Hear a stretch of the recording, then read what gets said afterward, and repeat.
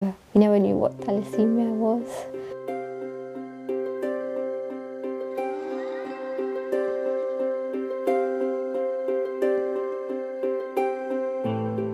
There is also confusion about how, or lack of understanding about how you get thalassemia, whether it's inherited or whether it's something that you acquire like an infectious disease.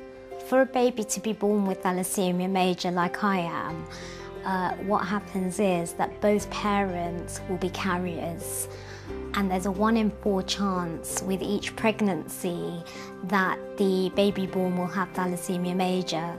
So for example, in my case, my mum was a carrier, my dad was a carrier, but they didn't know about it at the time.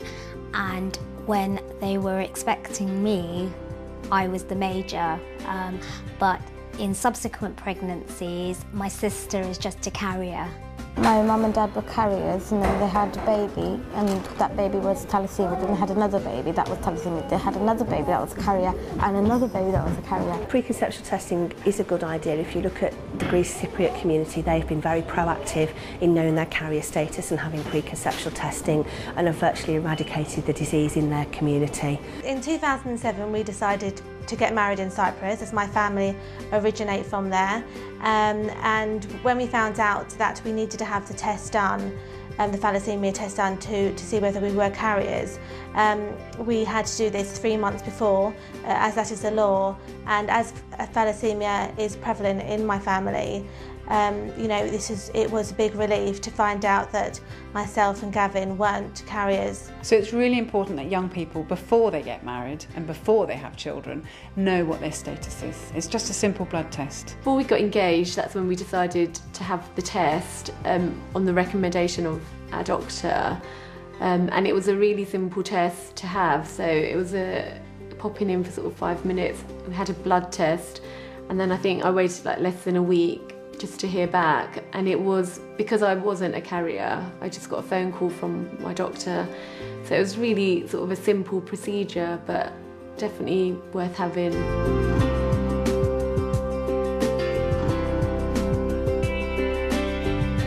The more important thing is to get tested before you actually get married. Get married, yeah. The majority of people in this country find out when they're pregnant. During their booking, they have a blood test done, and that's when they find out, and that's when the husband will be tested.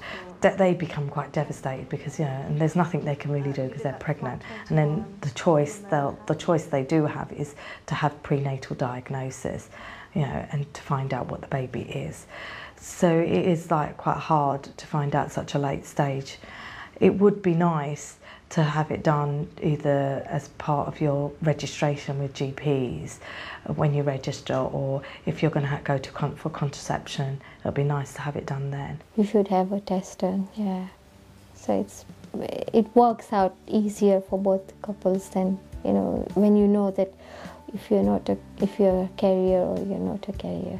You can get yourself tested, you can get your future prospective partner to be tested as well, so that you know how to go about your life. Then you can have children or not have children. To get tested is vital.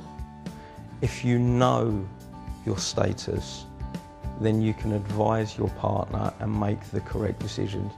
Because at the end of the day, living with a thalassaemic child is still a very painful issue, because you have, in a lot of communities, there's a lot of guilt with a thalassaemic child being born. There's a lot of guilt with having to, set up treatment, the transfusion, the drips and all the rest of it, and the pain that child will go through and through its life.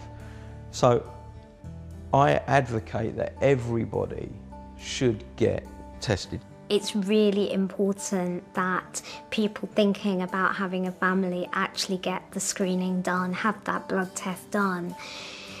If both partners are found to be carriers, they can make an informed choice about whether it's right for them and whether they can support that child and actually treat that child as they would any other child. But it's a personal choice, and for me it's about making an informed choice.